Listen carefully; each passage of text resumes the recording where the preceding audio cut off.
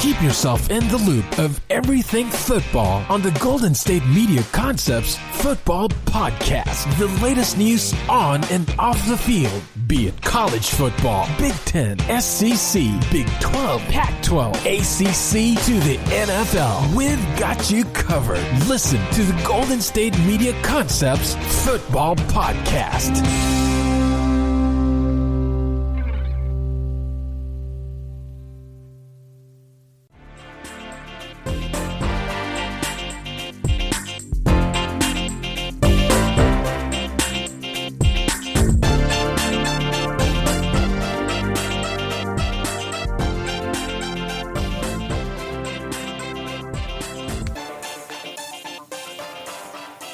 Hello and welcome to the GSMC Football Podcast on the GSMC Podcast Network. It is the dynamic duo of the GSMC themselves. It's me, Ethan, and Brice is on the other side of the line. Brice, how are you doing today? You know, you got a win this week, didn't you? Big dubs. Falcons, right? Big win. Carolina, divisional. What is this, 2-6 now? Or yeah, 2-6. A lot of people consider it a bad win because now it's like we can't stop winning or else we won't be able to get a top quarterback or a top player. You know, that conversation has came into the Falcons the last 2 years. Now it's continuing this year. But at the same time, I feel like we're too talented to tank because we do have players. And if they play well, we're going to be in every game. We can win all these games. And that's the scariest thing for a Falcon fan right now. So I'm just like, whatever. just as long as we clean ship and they have a plan, I'm fine with whatever. Hey, man, listen, maybe you found something in this head coach of yours, the interim.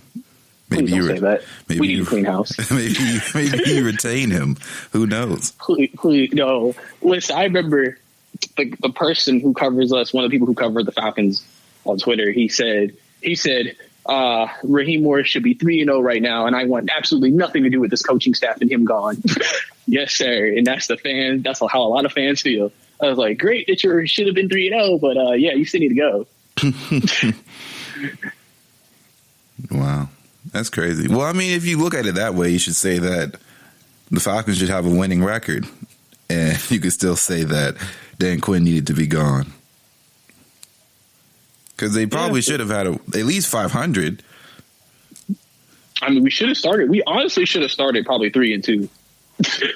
If we're being honest, we should have started 3-2 this season. Mm-hmm.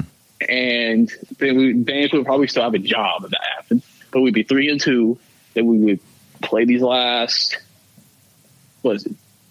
next 3 games. And then we went 2-1. So then what would we be? 5-4?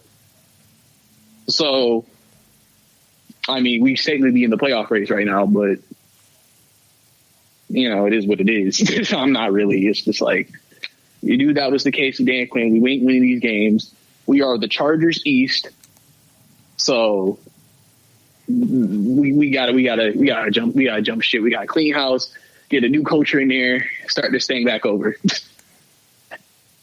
Listen, man, well, at least you got to win. The Saints, I don't think we've lost since the Green Bay game, and it doesn't feel like that at all. Every week is it possible to feel worse even while winning? Yes, actually, because each week you just question what's going on the defensive side of the ball. And each week you're just losing offensive talent every week to injury or COVID, whatever the case may be. Haven't seen Michael Thomas since week 1. Emmanuel Sanders is in COVID protocol. We lost Marquez Callaway, who no one even knew he'd be as good as he was. And we got him for a game, and now he had an ankle thing or a hamstring thing, actually. So we played with, our best receiver was, of course, Traquan Smith. Shout out to him. I've been waiting for him to do something, and he had some moments. He made some big catches down the stretch, but at the same time, it's like he's no Michael Thomas, and he's no Emmanuel Sanders. Alvin Kamara is the best player on the Saints by far. It's just not even close. Both sides of the ball wise, he's the best player. Might be the best player in the NFC South, period. I don't know how hot that is, but I'm going to stick to it. He's the best player in the NFC South. And we're just going to ride Alvin Kamara till the sun goes home, you know. That is it. That's all I have to say on the Saints. We did get Quan Alexander. You know, that's cool. Traded away Kiko Alonso and a conditional 5th-round pick. I don't even know what conditional picks mean in the NFL. I'm not going to lie to you. Is it kind of like protected? Well, basically, basically, there's conditions that have to be met with that pick. So let's say the condition is that who they traded to 49ers. The 49ers get hit 500 for the season, then it'll be upgraded to a 4th-round pick or something like that. You know how players have incentives? It's like they have goals. There's basically that. If we're trading this pick to you, if you do this pick can turn into that, basically. Oh, I see.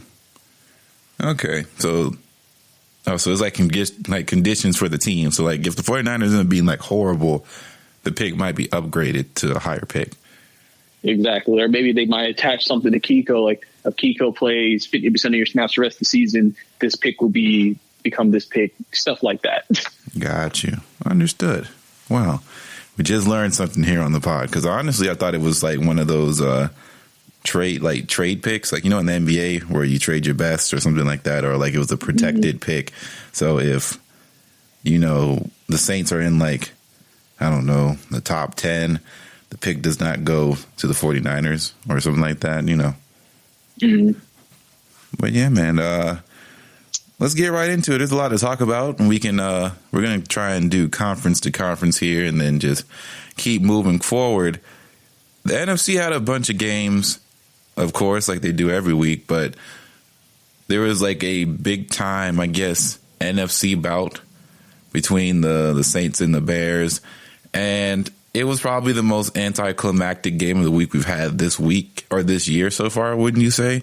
I don't think there's been there was I guess the Green Bay game versus Tampa Bay was pretty bad too. It was one-sided, but I don't know. It didn't seem like any team in that game wanted to win for a large majority of the game. Yeah, for sure. You know, it was one of those games that,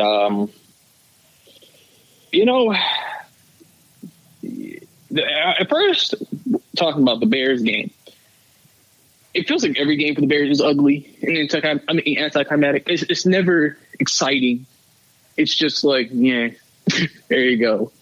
You just see some defense here, maybe one Nick Foles throw here, turnover here, a sack here. You know, it just feels like it's just a game that's being played, and somebody has to win the game, and that's pretty much how those games feel when I watch Chicago Bears games. I think we're establishing Chicago as more of a fraud week after week because they just don't have the juice offensively like other teams do. I mean, so I don't know if the Bears ended up, let's say, having a bad end to the season. Would that maybe potentially put Matt Nagy's job on the line? We don't know. I mean, technically, like they said, here's the stat of the day for Chicago fans. Mitchell Trubisky has won more games and lost fewer games than Nick Foles this season. So are you sure you have your best quarterback out there, as I'm going to say? And Mitchell Trubisky is more mobile. Because if you watch the end of that Saints game, y'all sacked him like 5 times in overtime. Yeah, that was strange. We don't do that. That offensive line was going into the week. We knew it was going to be bad, and they lost more people as the game went along. So I think it was just one of those war of attrition things that the Saints just kept firing after it. And, you know, it's just a miracle that we got back there as a Saints fan, because we would send the house, and it still would take some time to get somebody to touch him. I was just like, golly, this is never going to be good. Like, our secondary will always be this bad. And it's not just because they might be that bad, but our pass rush was non-existent for a majority of most of these weeks. Marcus Davenport is our best pass rusher so far this year, and he's the highest graded player of among our team on both sides of the ball since he's came back. So that to go to show you whatever's going on with the Saints. But I don't know, man. It was a weird NFC week. Across the board, Tampa Bay plays tonight versus the Giants, and everybody's assuming that that's going to be nothing to watch. I don't know what the line is. It can't be any worse than that Kansas City. I believe when I checked the line last time, Tampa was like a 12 and a half point favorite. Well, I'm not sure. At least that's some respect. I can't believe that the line for the opened up for Kansas City at the Jets was like 19, 20, right? 20. Yeah, 20. Open at 20. It finished at like 18, and they still scored like 24 points over them. Like, jeez, just insanity. Actually, pretty crazy. Mm-hmm. But man, the Saints. Obviously, they were down a lot of offensive weapons, and on the bright side, they kind of just made it out with less injuries than we think, I guess. There was one to Sheldon Rankins who don't know what's going to happen. It was, I think it was a knee injury, they said, something like that. So he walked it off, but he had to go back to the locker room, and he never returned. But outside of that, the Bears are pretty banged up, as we've seen. Allen Robinson does not look very happy, and I'd have to say we gotta move Matt Nagy up on the coach firing rankings list. It has to happen. You start off 5-2. You're now 5-3. Your division is kind of still up for grabs, as there's no, it's you and Green Bay. Green Bay seems to have faltered a bit. That's 2 losses right now. One, a demolishing, and the second one against a team that they really probably shouldn't have lost to. But it looks like their defense isn't as good as we thought, or as some would have thought. And now things are coming back to earth. The division is still possible, right? It's not out of the question that somehow, some way, Minnesota figures something out and just goes on a run, right? They split with Minnesota. Think about this. They split with Green Bay, right? I don't believe... Have Minnesota and the Bears played already? I don't even think they played, actually, this season yet. Right. I don't think that happened. I'm trying to think of Minnesota's second win. They almost beat Seattle, mind you, too. Yes, that's true. I think Minnesota... I keep saying this. If Mike Zimmer were to get fired, he'd be hired instantaneously. He'd become the Falcons' new head coach. I don't think he's a bad coach. He's been in a kind of a weird situation with his team this year. We understand Kirk Cousins is cooked. He's not good. And what they did last week was, on Sunday was just, we're going to hand the ball to our best offensive weapon, and we're going to ride him until he can't do it no more. And he scored 4 touchdowns against a bad run defense, and they had no answer for it. They didn't have to use Justin Jefferson. They didn't have to use Adam Thielen. They didn't have to use Kyle Rudolph. It was all Dalvin Cook. And they won the game. They ate up all the clock.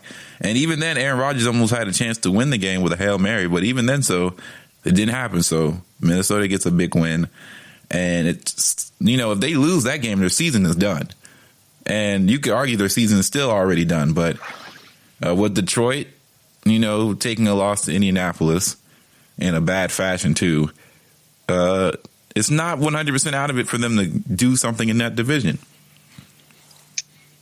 I mean, yeah, but I just feel like the gap's just too large right now. I just think because you basically would have to hope that Green Bay has a complete collapse and loses most of their games to end the season. Because Green Bay probably, even though we know when they go against very physical teams, they are absolutely a hot mess. They're still probably going to win double-digit games. They're still going to be, if you look at the rest of their schedule, I would probably say at least another 4-5 wins. So I don't think Minnesota can reel off like 8 straight and win it, especially if you have, because they can't run it every week with Dalvin Cook like this. Kirk Cousins has to throw it, and that's when they're going to lose. Yeah, that's fair. I just think that they aren't an easy out as it might have seemed. Right, their defense is still pretty bad, but they're not an easy out as maybe say like we think the Cowboys are or anybody in the NFC East. Clearly, probably going to navigate to them in a minute, but yeah, I think that because the NFC, the wild card placement, since there's 7 teams now, I I think one of the wild cards is probably going to come out of the NFC South or the NFC West because just of how crazy the team records are in the NFC West. And, of course, the 3 people are coming out of there. Yeah, like it's very, very possible that there's going to be 3 teams at the NFC West. And, Carolina took a bad loss last week, so it's kind of looking bad for them. They lost 2 in a row in both division opponents. But, if they pull something out, they might be able to work themselves into playoff contention. It's not all the way out of the wild thing. Because, unfortunately, the NFL still has this thing where division leaders get instant playoff spots, even though the NFC East doesn't deserve to be in the playoffs. But we're going to take a quick break, and we're going to get into that, actually, and talk about the NFC East or the NFC least. GSMC, we'll be right back.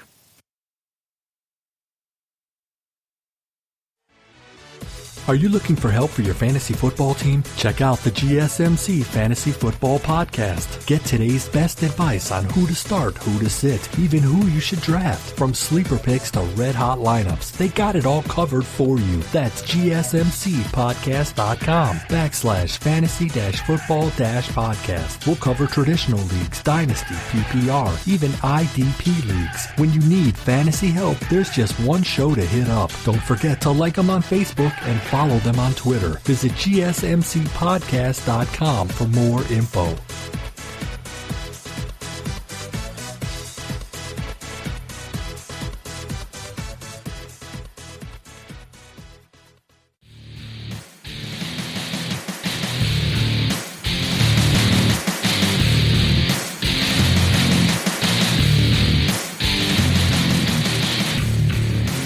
All right, GSMC, we're talking NFC East, NFC least, the bad division, the worst division in football, housing, all combined. I don't know. Do they have the worst quarterback situation in the league division-wise? I would think so, right? Who is Carson? I mean, Carson Wentz off of talent. But I think that's starting to wear off. People are tired of hearing about Carson Wentz's talent. Who is the best quarterback in the NFC East? I mean, it still has to be the. It still has to be Wentz, right? It still has to be Wentz. because I mean, he had a terrible game against Dallas. He had 4 turnovers, and he just makes those plays that just make you be like, "What are you doing?" And I can understand why a lot of Eagles fans are very angry with him. It just is like, you know what? This is why we can't let go of Nick Foles, et cetera, et cetera. But then Carson Wentz does make those plays that are just like only special quarterbacks can make those plays, and he can make that play. But the issue could be with Carson Wentz is that he tries to make that play too often, which then turns into a negative play. And then next, probably second, it has to be Daniel Jones. It can't be Kyle Allen, in my opinion. It has to be Daniel Jones. Then Kyle Allen. And then I forgot what the quarterback's name that's starting currently since Andy Dalton's out. I think his first name is Ben. I can't remember his last name right now. Oh, DiNucci? DiNucci. Yeah, so that's probably my NFC least QB power rankings right now because it's just not good. And it truly shows you do not have a quarterback. Your team's not going to be that good. And you're clearly seeing that in the NFC East this year. Yeah, because if you look at everywhere else across the board, right? Miami is an interesting case because I feel like their roster really came together and started to play under Brian Flores, who is looking to be just this superstar coach in the making. I don't want to speak too early, but that's just what it feels like. Everybody likes to talk about him and just, he comes from the Patriots tree and all that case. But you'll see guys like, Herbert and Joe Burrow, like Herbert's team is hurt. Like everybody's hurt, essentially, especially on the defensive end. They just traded away their best cornerback to Tennessee, but for all reasons, because they know that their season is cooked. Like they're not getting out of the division. They might as well just, try to get some draft capital and figure this thing out. They know who their quarterback is for the next 10 years. And they're just and they still compete every week because they have a quarterback who can throw that thing. And it's just like that. Same with Joe Burrow. He got himself a win, the most convincing win that Joe Burrow has had in the NFL. Granted, this is his second win. You could argue that Joe Burrow has 4 wins this year. I still fight for this every day. I will not leave this hill. Because of Joe Burrow and what he's able to do, their offense has gotten better every week. Their defense, questionably bad. It's bad, okay? This defense is not good. But they compete every week. They can score with any team in the NFL, and that matters. Sans the Ravens or probably the Steelers. They can score with any other team. It's unfortunate that they're in a division with the Steelers and the Ravens. But, they have 7 and 9 talent. They just aren't there yet. It is what it is. My take is probably not going anywhere. But that's besides the point. A quarterback can take you so far because if you have a guy who can keep the drives going, who can make a crucial third down pass, who can read a defense, it changes everything about how you anticipate your team. That's why I think, at the end of the day, the Jets are probably going to move off of Sam Darnold because although he's shown flashes to be able to do certain things, he still hasn't really progressed in a way that you'd want him as a quarterback. And it's hard to attribute that to Adam Gase or to Sam Darnold. Like, we don't know. They have to get rid of one of them. I'm assuming that Adam Gase is out this year. We don't know when. You would think, getting blown out by 20-something points would be the kicker, but we all expected them to be bad. So, yeah, they're the worst team in the league record-wise. They haven't won a game. And I guess they have to try. They're literally trying to wait to see if they can just secure the worst spot in the league so that way they can kick Adam Gase out of the house. I have to assume that's the waiting call because you don't want to kick Adam Gase out. They start winning because they get inspired and they lose out on Trevor Lawrence, right? Yeah. I mean, that's something that I would think would be definitely in the works. I also think that, back to your point about Sam Darnold and everything, and them moving off Sam, to me, I also feel like, listen, what is one thing that has plagued Sam Darnold since he's been with the Jets? He has no weapons. No weapons. But I like Denzel Mims, though. He looks solid. Yeah. I mean, he looks solid. You can only have one. And you're kind of seeing it also with Cam Newton in New England. No weapons. You're seeing it's not, easy to do anything. Because my thing is, even if they secured the worst pick or the first pick in the draft, they drafted Trevor Lawrence and moved off Sam Darnold. If they don't fix the weapons around him, Trevor Lawrence is going to look exactly like Sam Darnold looks. Because I still can't get over the fact that when Sam Darnold does not play, the Jets' offense total only averages 98 yards a game. That's not even a whole football field without Sam Darnold. So you're telling me you can't go a football field without your quarterback for 60 minutes. That's why, to me, I can't sit here and move off Darnold because it's just we can't even get over 100 without him. So how can we say he's the issue with him? At least with him, we can get some type of yardage. We have fighting chances because every game they don't have Darnold in, they get blown out every single time. I remember last year, mono happened. He was gone for 4 games. They couldn't even score for 10 points. I mean, it's bad. It's really bad. And so I just feel like you couldn't move off Darnold in that situation unless you know that you're going to be putting some weapons around the next guy you draft. Because you can't sit here and say we're going to have you work what we gave Sam, and we're just going to hope for the best. Yeah, and then the whole theory that once you leave the Adam Gase society, you have a better time. But you also have to remember that a lot of guys who leave the Adam Gase system typically go to good coaches, right?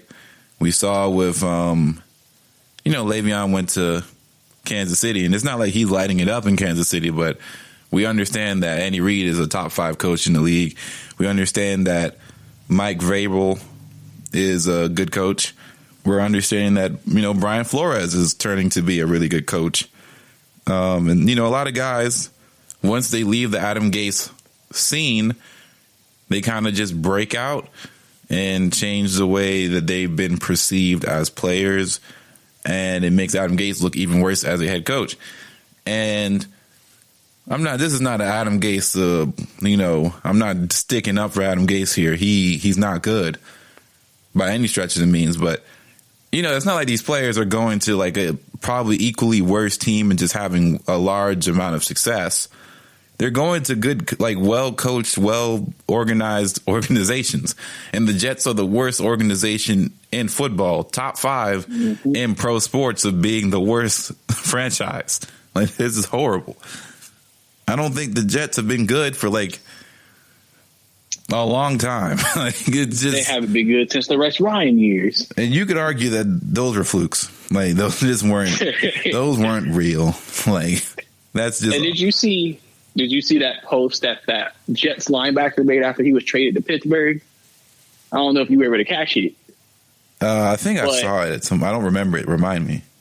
It basically, it's a picture of him standing in the street of New York with an umbrella in his Jets uniform with his thumb out waiting for a taxi. He posted that on his IG after finding he was traded. So they said that man was ready to go. He was ready to leave.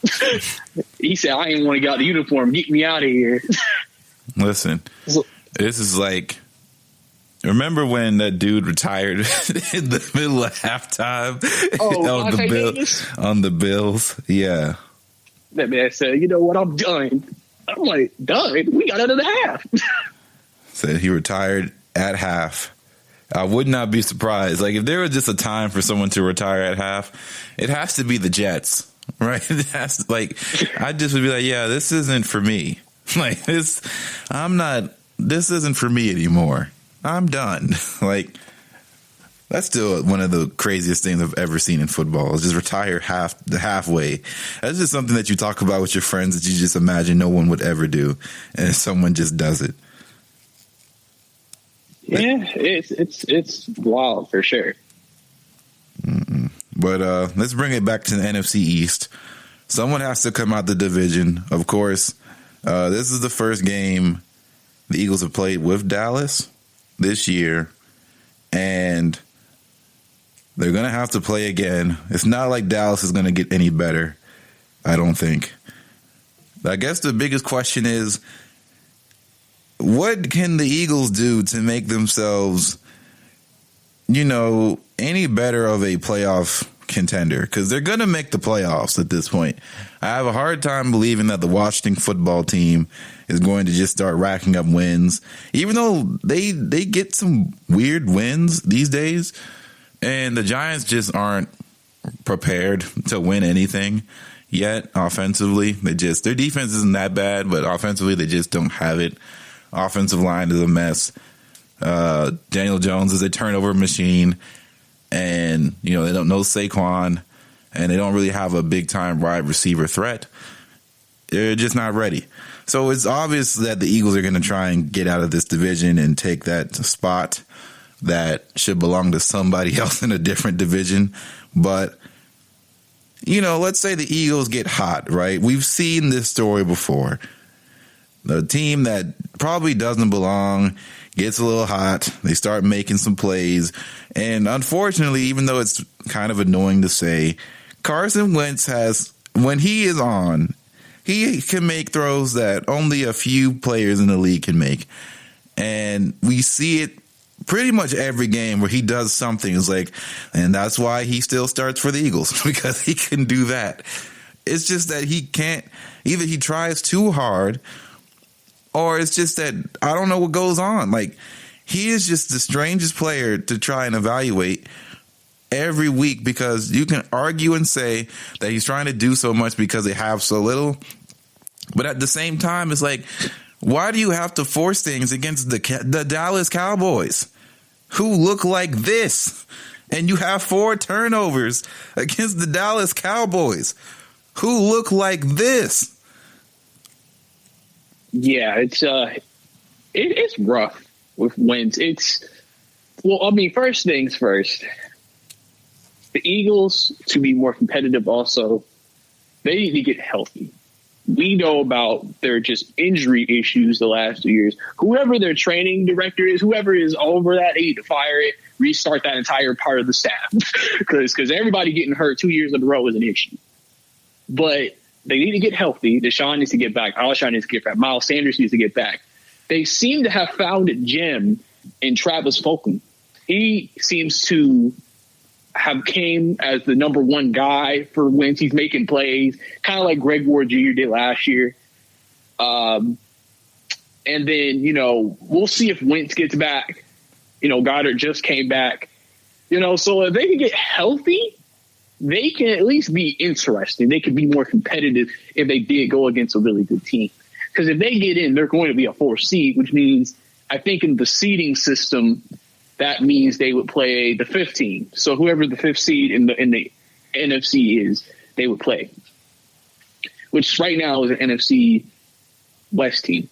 But in regards to Wentz, I think sometimes he just tries too hard. I think sometimes he tries to make too many plays on his own. I think he believes in his talent so much that it's to his team's detriment, because he thinks, I don't have to let go of the ball. I can make a play. And then he makes the wrong play. And it's like, the fact that this has been going on for a second, is this him maybe potentially going against coaching? Is the coaching staff just letting him say, do whatever you need to do? Like I feel like this has to be getting told to him, like, hey, you don't have to take that sack. You don't have to throw that interception. You have an out. Yes, we know how talented you can be. And yes, when we need you to do it, do it. But listen, if it's the first quarter, 5 minutes to go, it's 3rd and 14, you don't see it, throw it away. We don't need you trying to make a 4th quarter saving play in the first quarter. It's okay, Carson, really. Yeah, that's typically how it feels like that. But we're going to take another break, and we're going to move on to the little bit more AFC talk on the GSMC Football Podcast. We'll be right back. Check out the show that's built on the MMA. From the UFC to extreme cage fighting, they got the fights covered. Check out the GSMC MMA podcast. Get the latest news on past or upcoming fights. Join us as we talk to and about some of the biggest names in the MMA, past, present, and future. When it's the fight game, there's just one show to check out. GSMCpodcast.com/MMA-podcast. Don't forget to like them on Facebook and follow them on Twitter. Visit GSMCpodcast.com for more info.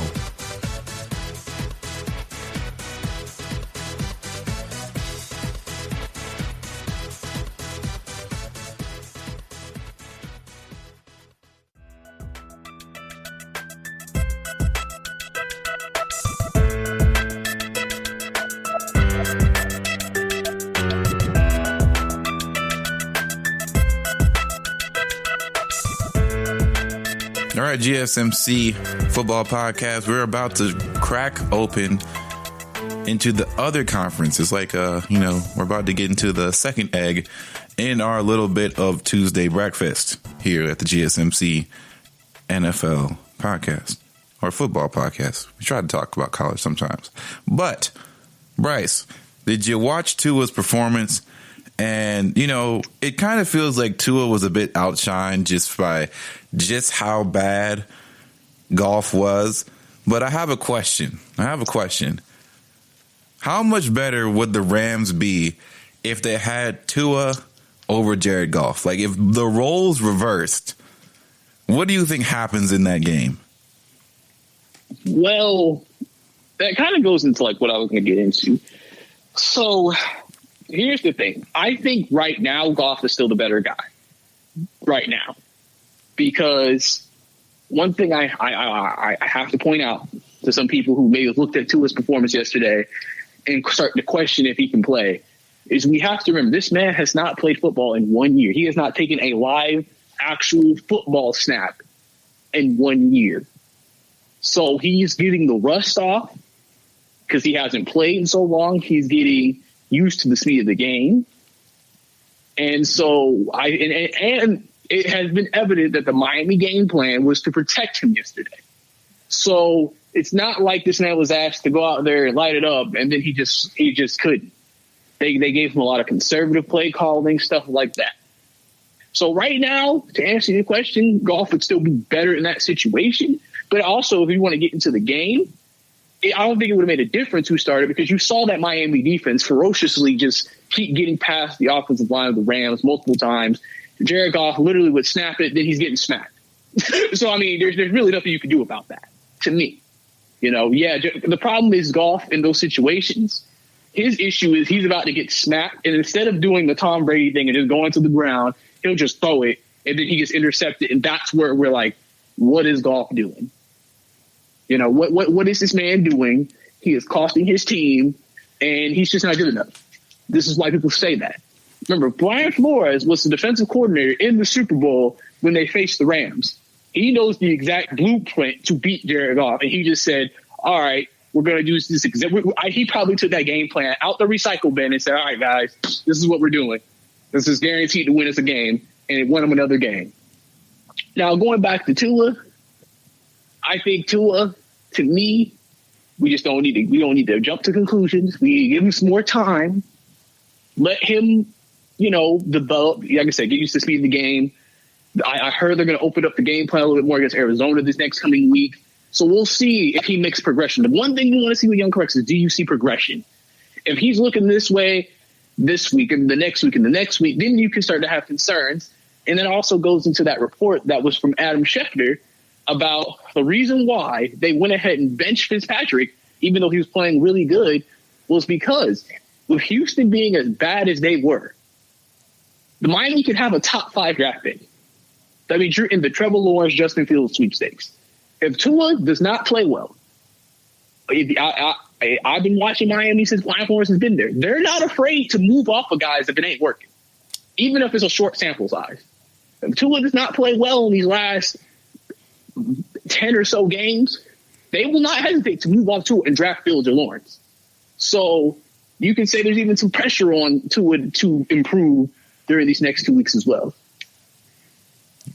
That would be insane if that would be the case.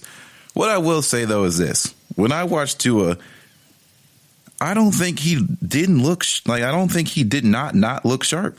Honestly, I think Tua looked good in the pocket. He looked like he made decisions that he wanted to make. He didn't look like the moment was too big for him. They did safe plays, a lot of quick throws, a lot of read option, and they ran the football. A lot of it was not really successful offensively, right? They didn't move the ball that well as a team offensively. A lot of their they got 14 points out of their defense. It was a full team effort, but I'm not going to sit here and say that Tua looked worse than what we expected him to look like. This is what people predicted would be a result against Rams defense that all in case, their front seven is ridiculous. They have really great cornerbacks. And it wasn't like the Rams defense was the one that gave up 28 points, right? That's not the case here. Pretty sure Miami had 7 punts in that game or something like that. But the fact of the matter is, they're not going to face a Rams defense every week. And for your first game to be out there, and it didn't look like Tua, I don't feel like Tua made a lot of mistakes, personally. I think Tua understood what the offense asked of him to do. He's really smart. And the scouting report, the biggest thing that I think was really interesting to watch is that people say that Tua has the best looking spiral they've ever seen in a football. They're not wrong. Tua's spiral on the ball is literally the best thing I've ever seen. It literally just floats in the air, cuts through, no wiggle. It looks awesome. He looks awesome throwing the ball. And maybe it's just because I miss seeing him play, because in Alabama he was so good. But I honestly don't have a doubt that he will be a good quarterback in the league. He just looks like he's supposed to play. This is going to be a little hot, but he looks already way better than Dwayne Haskins. It's just, and if Dwayne Haskins can play, 10 games in the NFL, I think Tua will be fine. And I don't think that the whole idea that Brian Flores and the Miami Dolphins aren't afraid to move off of Tua if things go wrong. I don't think the upgrade to Tua to Ryan Fitzpatrick is that extensively. Like, I don't think they're that comparable. So, I don't think they're just going to automatically assume that, like, Tua is just not going to be who they want them to be with, and they're just going to move off him automatically. I think they just have too much in hand, because if Tua does, in fact, not make the cut and they look to trade up or they try and get a pick, Tua has to be good, because they can't just trade him to a team that has no shot. Right? They can't just trade Tua away to a team that needs a quarterback. And if he's not good, they're just going to go take Lawrence anyway. So I think they really do need Trevor. They need Tua to be good. And I think he will be. Yeah, I think so too. I feel like he'll be better. I think he'll be good. I think you can, like you said, you can see through at least his throwing talent. He has it. He was considered one of the best deep ball throwers coming out. I just think just getting acclimated to everything. And I think when they'll incorporate some more things he did at Alabama into the offense, and I think he'll be fine moving forward. It's kind of funny because they talk about that move. They said this is a long-term move. It's not about now. It's not about wins. It's about just his performance. And it's interesting because they're in the heat of getting into the playoffs right now. And I'm sure the rest of the team's like, well, we're 4-3. Our schedule coming up outside of the Cardinals, you play the Chargers, you play the Broncos, and you play the Jets again. They could go into the game against the Chiefs 7-5 in the heat of the playoff battle, and you definitely don't want Tua being the reason why you can't, at least be competitive in that game or make the playoffs. And you would think logically, if they make the playoffs, Tua has something to do with that, right? So, it's interesting how they're kind of approaching everything right now with that situation, because I know people are going to compare him to Herbert, to Burrow. But here's the difference right now with them. Even though Tua's only played one game, his team's in the playoff race, their teams are not. They're playing better from a statistical and through so far what we've seen. We'll see if Tua can get up to that level and maybe be the catalyst to maybe why Miami makes the playoffs this year if they do end up making it. Yeah, and since New England is kind of just not in a good place, it would make sense. You know what's insane? I'm looking up some next-gen stats, right? Based off of passing zones, right? Tua was playing basically inside the 10, inside 10 yards or less. He went 6 for 7 on the left side of the field, which I did see him throw a lot of crossers or a lot of in routes and things like that. He went 2 for 3 on the right side, went 1 and 4 on the middle of the field. He only took 2 shots, 30 yards and above, and those were both incompletions. But, at the end of the day, I watched a lot of that game. If you watch the game, I think the balls, it wasn't like he was sailing balls over people. I think that's the biggest thing. His accuracy seemed pretty fair. He didn't make any bad, he didn't put his receivers in bad positions to where they couldn't win the ball. And I just think Tua looked pretty good. I think the numbers don't back it up. He went 12 for 22, 1 passing touchdown, which was a great pass, by the way. The passing touchdown gave me as much confidence I needed to see that Tua will be fine. I think that's a hard throw to make, He basically threw to his wide receiver to where only he could get the ball. Spotted up, and of course, having Devontae Parker, who is a good receiver, position his body like a basketball player to make sure that he's the only one who can get that ball. That helps for sure. But yeah, I think Tua will be good, and I think New England being as up and down, but really they've just been down. It hurts them, as in New England. As far as maybe coming up in this playoff race, because Miami is just kind of trugging along here. They've gotten some really good wins, and I think that's going to make a strong case for them to really start getting into these playoff contention races, because the AFC is kind of shaping itself up, right? And the Dolphins are 4-3, the Bills are 6-2, and they're the weirdest 6-2 team in the league by far, because I can't sit here and say that the Bills look good. right? They have 198 points, for. They've scored 198 points, and they've allowed 199. It's not that their point differential is insane, but they have won, they've won every game but one at home, and they are 3-1 away. So I don't think away games matter that much this year at all. So home and away stats don't matter to me. But when I watch the Bills play, they don't look like a 6-2 team. Yeah, they don't, and I mean, it could just be they peaked at the beginning of the year, and now they're coming back to kind of a flat line, a steadiness. I mean, they're still probably going to make the playoffs, we would think, and they still have some talent. They still are a very well-coached team.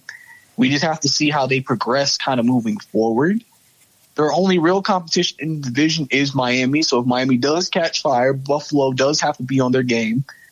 And if not, then they might not win the division. They might end up in a wild card spot. So it's going to be interesting to see how they look down the stretch. I believe they're going to play New England again. They haven't played Miami yet, and their ending of the season schedule is not as easy as some people may think. So we're going to really see where Buffalo is, but we can't also forget the two teams they lost to are considered probably one of the top 5, 2 best teams in the league in Baltimore and Kansas City. So it's not like they lost to bad teams. They just haven't looked as great as they did at the beginning of the season. So our standards were higher. And now that they're playing the way they're playing, we're just like, ooh, was that team we saw the beginning of the season not the real Buffalo Bills? Right. And real quickly, going over Miami's rest of the season, they have to play the Cardinals next, then it's the Chargers, then the Broncos, then the Jets. The way Miami has played, and especially the way their defense is playing, and the Bengals right after that. So the next 5 games are extremely winnable. Extremely winnable games. If they could honestly go 4-1. And that right there, I don't know if it's going to be enough for playoff contention because there's a lot of 5-2 teams around the league. Cleveland's still 5-3, even though I don't think they're that good.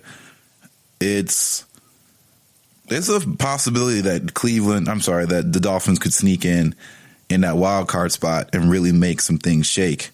They do have to finish the season out against the Chiefs, the Patriots, which I don't know if that even matters anymore. Weird to say. The Raiders, who got a big win, and the Bills. So they do have to close out, the last 4 games, 3 of them being pretty competitive games. But I think that they can go on a pretty good win stretch here. But let's take our final break, and then we can continue on talking about the AFC. GSMC will be right back. Check out the show built around the women of MMA. From the UFC to the extreme cage fighting, we got the fights covered. Listen. It's the Golden State Media Concepts Women's MMA Podcast. The latest news of upcoming fights, discussions of previous matches. Join us as we talk to and about the biggest names in women's mixed martial arts, past, present, and future. When it's the women's fight game, you know where to listen to. The Golden State Media Concepts Women's MMA Podcast.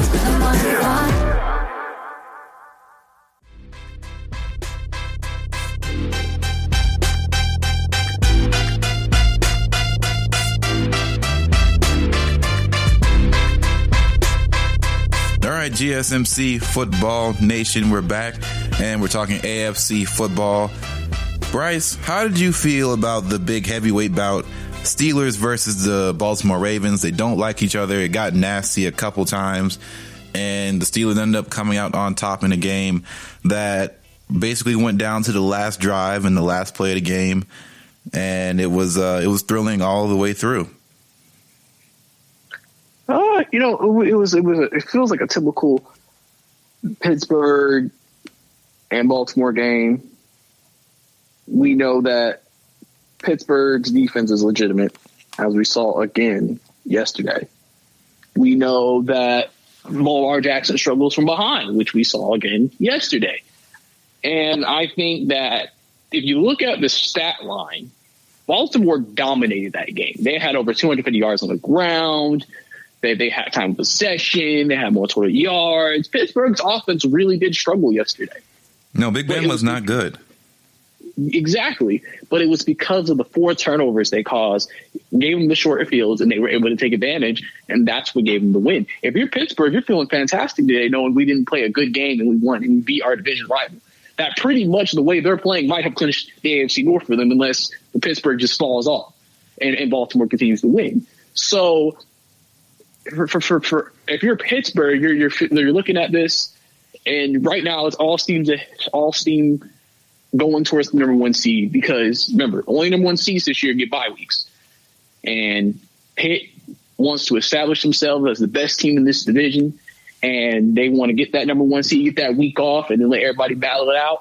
And then we'll see what happens. With that defense that they have, one of the best front sevens and one of the best playmakers in the back end, and Mika Fitzpatrick, they're going to be good to go. Baltimore side, there's going to be questions. There's going to be more questions about Lamar Jackson until he gets into one of these games and wins them. Until he wins it, there will always be questions. It'll make people think, has he maxed out? Has he reached his ceiling? Is this what he is? Is it the offense? What is it? But I think some people aren't looking at the fact that Baltimore, their best receiver right now, especially in yesterday's game, Willie Snead, is a guy that you know. Yes, the guy you know very well from New Orleans, Willie Snead. And let's be honest, you're not winning. You're not going to be able to be a great passing offense if your best player is Willie Snead, because Hollywood Brown is up and down every week, and he sometimes is hurt and banged up. And I think we talked about this on the show a couple of weeks ago, how Baltimore may need to try to look for a playmaking receiver, because I think that would actually help. We talk about all the talent Baltimore has, but they don't have that established receiver. That's what I think they might need to look into. Now, I don't think this is going to happen, and this is far ahead thinking, but I wouldn't be surprised. We're hearing rumors out of Cleveland that OBJ might have played his last game. Maybe this offseason, that's something Baltimore goes. They get Lamar Jackson, a big play wide receiver, and we see what happens with that. Hey, it might happen. They have they have pieces to be able to do something like that. And they also probably are trying to maximize whatever this team's capable of within the years before they have to pay Lamar. But, the Ravens aren't out of it because their defense is just so good. Like, they're going to probably win out majority of their games.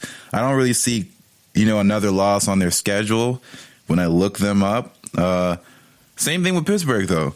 Like, the Ravens, Pittsburgh has the Bengals, the Jaguars, and they play the Ravens again, which could go either way. Washington, the Bills, who I think they're very much better than defensively. Then the Bengals again, then the Colts, who are kind of up and down depending on what's happening, and then the Browns again. I don't think... Okay, so quick question. What's up? Pittsburgh 1-16 now? The fact that they have, let's see, they have 2 NFC East teams, one of them being the Cowboys, right? They play the Bengals twice, whose defense is horrendous. And the Browns, they just have their number, as far as I know. And as far as I'm concerned, the Browns don't win against good teams. So when you can't move the ball down the field as a quarterback in Baker Mayfield, once again, as you can see, problems occur. And especially if you can put pressure on them, problems occur. But by that time, I think Nick Chubb should be back. So it might be a different story. Who knows? But they did beat him without Nick Chubb. Am I correct? I believe so. I'm not 100% sure. No, yeah, I think Nick Chubb was gone by the time they played the Steelers the first time. But yeah, I think it's very possible they can go 16-0. I don't think they want to think that way because, you want to go out there and win every game, but I don't think they're concerning themselves with 16-0. I think their biggest thing is just, do your job every week. So same old cliches, so that way nothing gets in their head. And, because they definitely could lose to the Ravens. So, It's possible. And I wouldn't be surprised if the Ravens have a better idea how to handle Pittsburgh. Because let's be real here, man. Pittsburgh's offense in the past few games has been, like, the past two have been kind of strange. They played, of course, a really good Ravens defense. So I'll give them that. But against, Tennessee, whose defense you can clearly see is not that good, right? We have a rookie in Joe Burrow. He carved them up. His first lead ever as a, professional football player was against the Titans defense. They had to go out there and trade for one of the best cornerbacks in the conference for a 6th rounder, which is insane to me. But that's just the Saints fan talking to me right now. That's what's coming out of me. But Pittsburgh, offensively, they've struggled fast for the past few weeks. But I think once they get in a groove and their defense is so good, they don't have to do too much. And for the rest of the season, they don't have to do too much to win these games. So it's a possibility for them to go 16-0. Yeah, not the okay, so I'll ask you this question. So what's more likely, the Pittsburgh going 16-0 or the Jets going 0-16?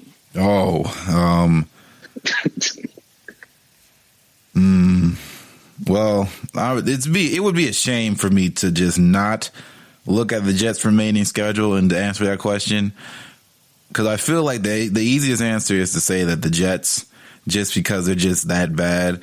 But they play the Patriots. I think the Patriots are good enough, well coached, to not lose to the Jets. The Chargers, I think that their Chargers defense is pretty solid. And, Herbert has looked lights out. Another loss, unfortunately, that was not his fault last week that basically put them out of playoff contention, essentially.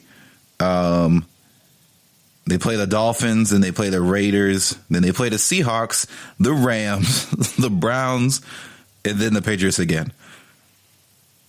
There's just not a win in sight that I see. So yeah, it's just, I don't see a win at all, personally.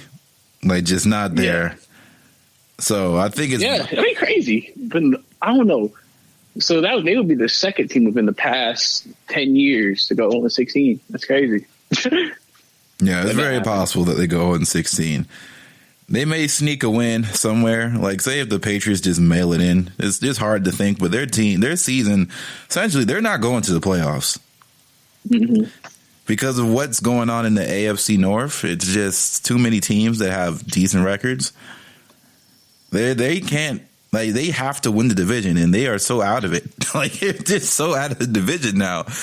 Like, it's hard to say this. The Patriots are not going to the playoffs. It's done. Bill Belichick will miss the playoffs for the first time in 20 years? Mm-hmm. He didn't miss the playoffs when Tom Brady tore his ACL. Or did he? No. Yeah, actually, yes. They did miss the playoffs that year. I believe they finished 11-5 and missed the playoffs. Oh, wow. So that's even, it's just, there you go. Right then and there. It's just a lot of strong play. Like, everybody's super top heavy in their division to the point to where it's that 7 seed is going to be a strong 7 seed. So, yeah, man, there's not one team that I feel 100% confident in that is going to just take it all. Like, I think the only team that I can sit here and say that, yeah, I think they're probably going to win it all is Kansas City, just because we haven't seen Kansas City 100% just say, yeah, we're going to turn it on. Because, like, the Jets win, whatever, right? They could do that on a bad day. Like, they could have been horrible and still probably put up 21 points. And obviously that would have been enough to beat the Jets. But we haven't seen Kansas City at their best, that we know them. Like, even from week 1 on, I just feel like Kansas City has kind of, I don't want to say coast, but they're not like at peak Kansas City. And I'm waiting for that, because once they get to peak Kansas City and we see them against like another Baltimore, like if they play in the playoffs, or we see them against, the Steelers in the playoffs at some point, that's going to be a show. That's going to be a game that you're going to sit here and be like, whoa. Because, Kansas City could have dropped a couple games, right? They could have lost to the Chargers.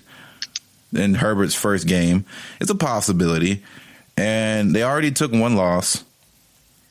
They've looked beatable at times, right? But also they've demolished the last 2 weeks in a row. So it seemed like the only formula to beat Kansas City is, in fact, you have to be as good offensively against Kansas City, because you saw the Raiders. The reason why they won is because they put up 40 points and Kansas City put up 32. So it's not like that is something that every team in the National Football League is capable of, right? I don't think the lowest score that Kansas City has had was in week 2 against the Chargers, who the Chargers have a pretty solid defense, and they scored 23 points. Every other week has been a lot, much more, and they've put up 30, 1, 2, 3, 4 times. They put up 40 twice. I'm sorry, they put up 5 times. They put up at least 30 points. They score at will. So, I don't know, man. I think the Chiefs probably have the edge because they're the reigning Super Bowl champions. They're probably still the favorites. And their rest of schedule, they do have to play the Saints, but I'm not going to sit here and say that's a tough game. They do have to play the Raiders again, then the Buccaneers, which is pretty interesting because I think that's a potential Super Bowl matchup in the making. It would not be fun for as a Saints fan to say that, but that defense for the Buccaneers, barring injury, is really strong. Might be the best in the NFC. And if Tom Brady has all the tools in his toolbox ready to go, he can go toe for toe with Patrick Mahomes, and we can see who can get to 40 first.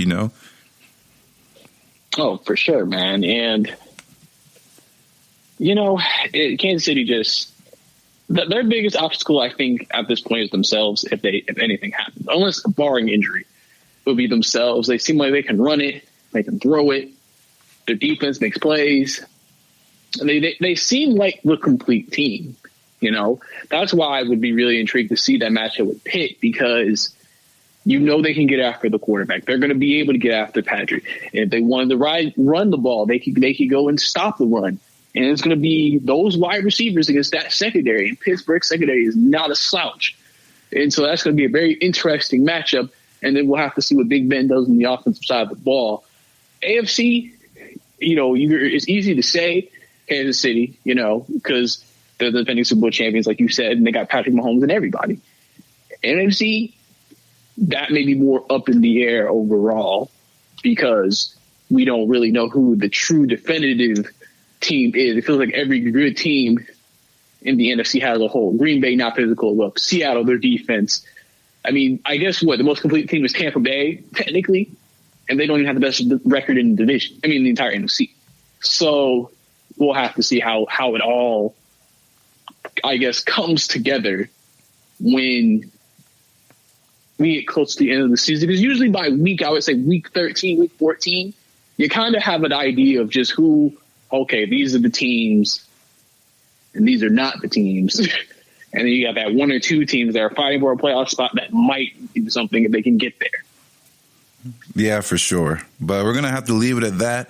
This has been the GSMC football podcast here on this fine Tuesday afternoon. So hope you guys all enjoyed it. Don't forget to like, subscribe, share the podcast wherever you choose to. And don't forget to follow us on social media, Facebook, Twitter at GSMC Football. For Brice, this is Ethan. We're signing out. We'll see you next week, next Tuesday, to get it all back in again. GSMC. You've been listening to the Golden State Media Concepts Football Podcast, part of the Golden State Media Concepts Podcast Network. You can find this show and others like it at www.gsmcpodcast.com. Download our podcast on iTunes, Stitcher, SoundCloud, and Google Play. Just type in GSMC to find all the shows from the Golden State Media Concepts Podcast Network, from movies to music, from sports to entertainment, and even weird news. You can also follow us on Twitter and on Facebook. Thank you, and we hope you have enjoyed today's program.